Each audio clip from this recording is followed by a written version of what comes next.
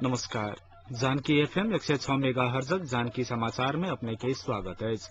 धैर्यकांत से सुनल जाओ समाचार। एक नुक मुख्य समाचार।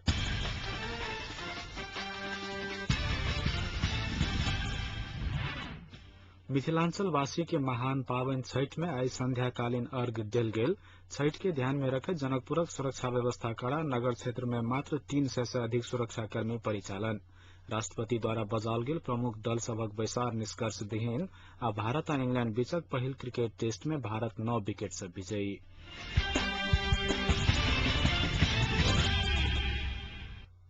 तराईवासी सबक महान पावन छठ आई डूबैत सूर्य के अर्घ देल गेल अछि। आ काल्हि भिनसर उगैत सूर्य के अर्घ्य द क छठ के समापन कयल जेतैक।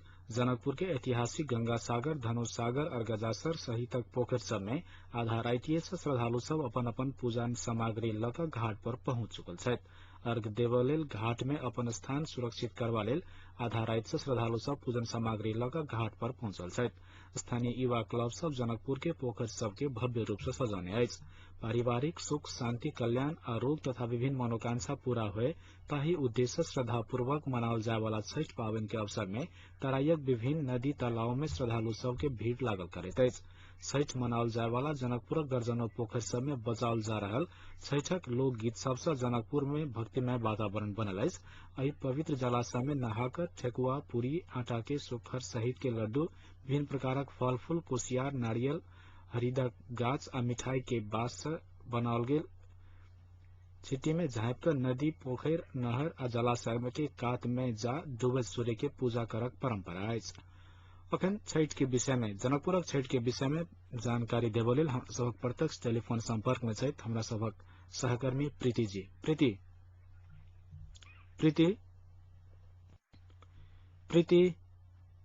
हेलो प्रीति जी जी कता से अखन आही?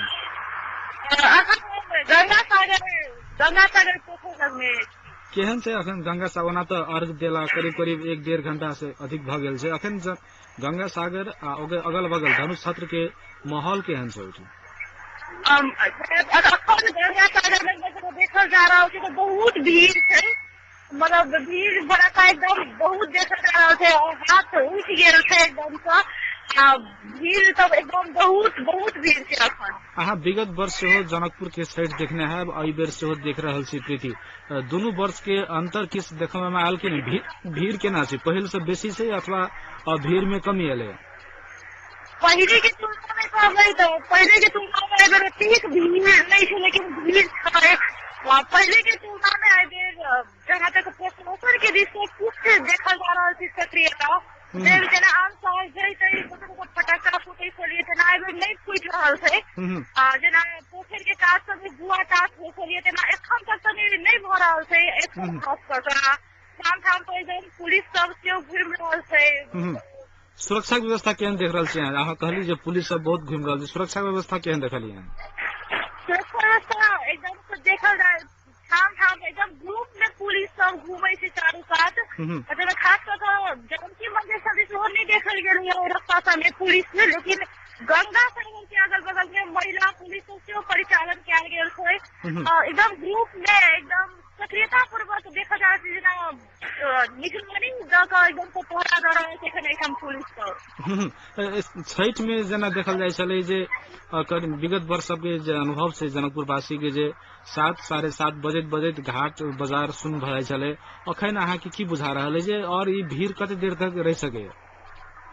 अखन भीड़ जेना बुझाय छै बढ़नाइ शुरू भेलै खत्म नहीं हेतै अते जल्दी अखन बढ़ रहल छै भीड़ कम नहीं छै अखन आरो बढ़तै घाट के जहाँ तक बात छै तऽ अखने दर्शन करे के समय छै कि हाथ उठि गेल छै अखन सब ठाम के पोखरि सबसँ अखने श्रद्धालु सब अनेक श्रद्धालु सब आबि कऽ दर्शन कर रहल छथिन बहुत बहुत धन्यवाद प्रीति ई छलथि हमरा सभक सहकर्मी प्रीति जे गंगा सागर आ धनुष छत्र पोखरि जे जनकपुर के मुख्य केंद्र मानल जाय छै छठि के लऽ कऽ गंगा सागर धनुष छत्र अर्गजासर ई लगात जनकपुर के 2 दर्जन से अधिक पोखरि सब में तालाब सब में छठि होइत अछि आ जनकपुर के छठि जनकपुर में मात्र नहीं नेपाल में मात्र नहीं देश विदेश में प्रख्यात भ चुकल अछि आ ई छठि के देखबा लेल अवलोकन करबा लेल दर्शन करबा लेल नेपाल से मात्र नहीं भारत से सेहो बहुत रास पर्यटक सब जनकपुर आयल करैत छथि जनकपुर के छठि के अवलोकन करैत छथि आ हमरा सबके अखन जानकारी दैत छलथि हमरा सबक सहकर्मी प्रीति जे गंगा सागर पोखरि गंगा सागर घाट पर छलथि गंगा सागर घाट से अखन के छठि के माहौल के विषय में प्रत्यक्ष जानकारी दैत छलथि हमरा सबक सहकर्मी प्रीति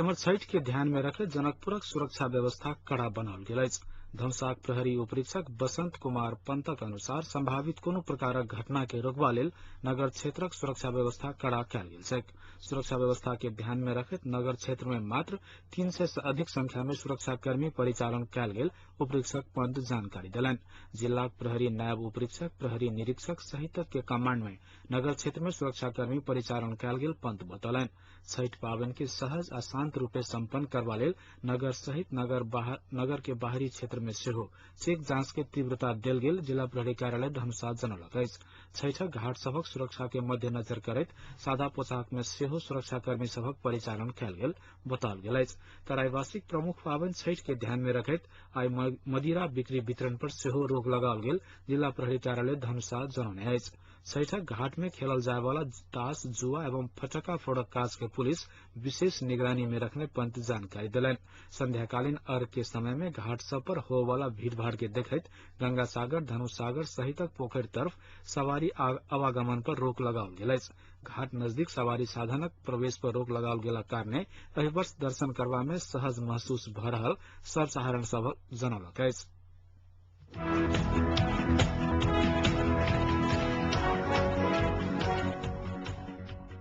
मिथिलांचलक प्रसिद्ध पावनि छठि में जनकपुर में एहि बेर करीब 10 करोड़ से अधिक के व्यापार भेल अछि छठि पावनि में आवश्यक पड़य वाला पूजन सामग्री सब के करीब 10 करोड़ से अधिक के बेसी व्यापार भेल व्यापारी सब जनौलनि अछि छठि में केरा के मात्र जनकपुर में 7 करोड़ से अधिक के व्यापार भेल अछि तऽ केरा बाहेक आवश्यक पड़य वाला पूजा सामग्री सब के 3 करोड़ से अधिक के व्यापार भेल जनाओल गेल अछि छठि के लेल जनकपुर में झापा सुनसरी मोरंग भंटाबारी भारतक आसाम तथा हाजीपुर से केरा मंगल जाइत अछि जनकपुर में मुख्यतः मालभोग मरीचमान गोपा चंपा चीनी बंसीबुट सहितक जाइत के केरा सब बिक्री भेल अछि तेना छठिक पूजन सामग्री में मानल गेल मिठा नारियल कुसियार माटिक बर्तन सहितक फल फूल का करीब 3 करोड़ से अधिक के बिक्री भेल व्यापारी सब जनौलनि अछि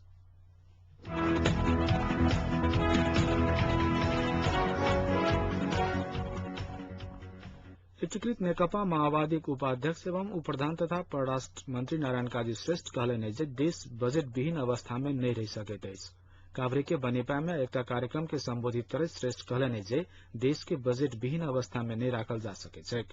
बजेट के संवैधानिक रूप में सेहो कोई नहीं रोक सकैत अछि उल्लेख करैत साझा कार्यक्रम समावेश कऽ आनल गेल बजेट स्वीकृत करब राष्ट्रपति के दायित्व छैक श्रेष्ठ बतौलनि। 1/3 बजेट से देशक विकास निर्माण में कोनो सहयोग नहीं भेटतैक बतबैत पूर्ण बजेट नहीं आबधरि देश आर्थिक रूपे धाराशाही बनैत जतैक श्रेष्ठ अपन धारणा रखलनि। वैशाख महीना में संविधान सभा चुनाव करावक विषय में दल सब सहमत अछि मुदा सरकारक नेतृत्व के विषय में दल सब बीच सहमति नहीं भ सकल हुनकर टिप्पणी छलनि।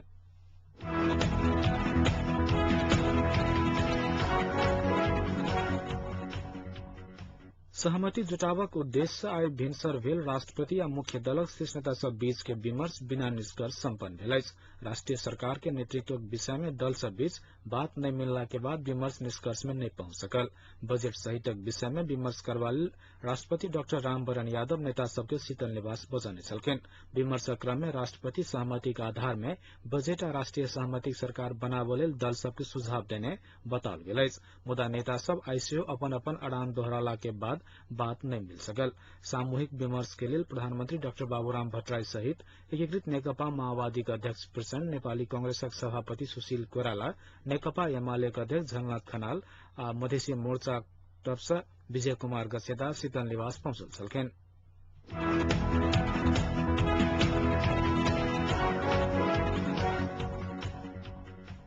एकीकृत नेकपा माओवादी चुनाव में जेवा से डरा रहल नेकपा एमाले के अध्यक्ष झलनाथ खनाल दावा कयलनि अछि।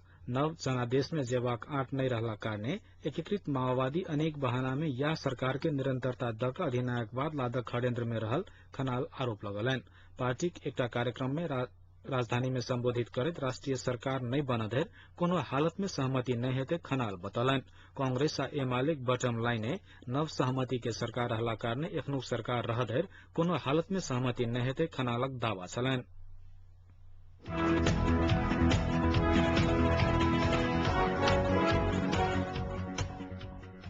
नेपाली कांग्रेसक वरिष्ठ नेता शेर बहादुर देउबा कहलनि जे राष्ट्रीय सहमतिक सरकारक नेतृत्व के विषय में कांग्रेस भीतर कोनो विवाद नहीं छैक। कंचनपुर में आई पत्रकार सबसे बातचीत करैत कांग्रेस के सरकारक नेतृत्व भेटते सब विषय मिल जैतैक देउबा बतौलनि। कांग्रेस के सहमतिक सरकारक नेतृत्व करक पक्का भेला के बाद 1 मिनट के भीतर प्रधानमंत्री के नाम द देल जैतैक देउबा दावा कयलनि। नेता ऊपर कार्यकर्ता तरफ से आक्रमण करक प्रवृत्ति गलत अछि कहैत एहि के संयुक्त रूप से विरोध जरूरी छैक देउबा बतौलनि।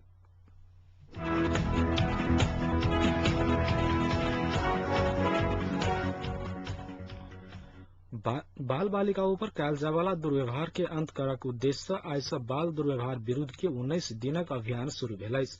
बाल दुर्व्यवहार रोकथाम के विश्व दिवस के अवसर पर शुरू भेल ई अभियान अंतर्गत बाल बालिका ऊपर भ रहल हिंसा आ दुर्व्यवहार घटबैत ओकरा सभक अधिकार के स्थापित करबा लेल विभिन्न कार्यक्रम संचालन कयल जैतैक राष्ट्रीय बाल संरक्षण संजाल जनौलक अछि। संजालक अनुसार नेपाल में अखन सेहो 18 लाख बाल बालिका विभिन्न श्रम करबा लेल बाध्य अछि।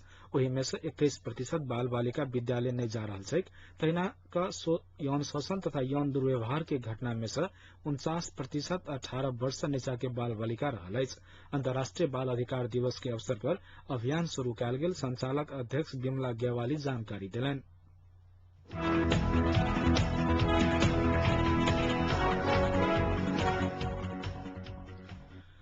विदेशक खबर। महात्मा गांधी दूटा पत्र के लीलामी होबय जा रहल अछि। आगामी महीना लंदन में गांधी द्वारा लिखल गेल दूटा पत्र लीलामी के लेल राखल गेल भारतीय संचार माध्यम सब जनौलक अछि। सन 1922 में अहमदाबादक साबरमती जेल से लिखल गेल गांधी के पत्र के मूल्य 5,000 से 7,000 पाउंड निर्धारण कयल जा रहल छैक। पत्र में भारतीय संविधानक दुर्लभ प्रति शामिल कयल गेल रहैक। तहिना गांधी द्वारा एकटा अपरिचित मित्र के लिखल गेल दोसर पत्र 3,000 से 4,000 पाउंड में बिक्री हेतैक अनुमान कयल गेल अछि।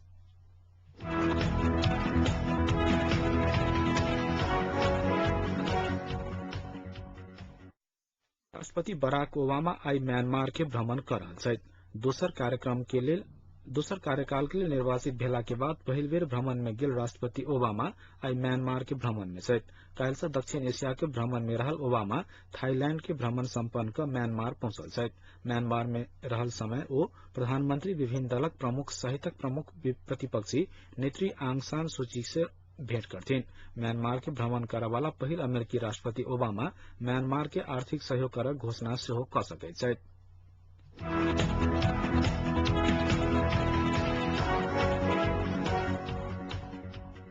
अब खेल खबर। इंग्लैंड विरूद्ध के पहिल टेस्ट में भारत शानदार जीत दर्ज करलक अछि। इंग्लैंड द्वारा देल गेल 77 रनक लक्ष्य भारत 1 विकेट पर पूरा कैलक अछि। खेल के man of the match double century बनावे वाला चेतेश्वर पुजारा के देल गेलनि। पुजारा पहिल पारी में 206 तथा दोसर पारी में नॉट आउट रहत 41 रनक योगदान देने छलखिन। फॉलो ऑन में पड़ कर दोसर इनिंग के बैटिंग करे इंग्लैंड 4 से 6 रन बनला के बाद भारत सहज लक्ष्य पौने छल। 5 विकेट गुमाकर 340 रन बनाने अवस्था से खेल शुरू करे इंग्लैंड 66 रन जोड़क बाकी रहला के बाद अपन 5 विकेट गुमाने छल। पहली इनिंग में भारत 8 विकेट के नुकसानी में 521 रन बनाला के बाद इनिंग समाप्ति की घोषणा करने चलक।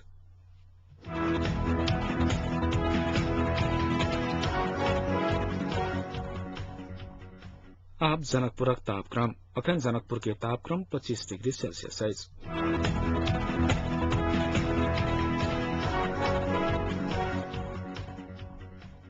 अंत में पुनः एक बेर मुख्य समाचार।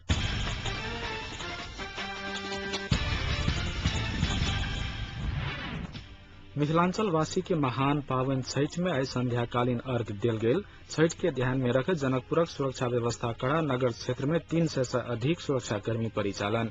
राष्ट्रपति द्वारा बजाओल गेल प्रमुख दल सभक बैसार निष्कर्ष विहीन। आ भारत आ इंग्लैंड बीचक पहिल क्रिकेट टेस्ट में भारत 9 विकेट से विजयी। एखनुक समाचार एते समाप्त होइत अछि। पुनः 7:30 बजे साझा समाचार लग उपस्थित आब। नमस्कार।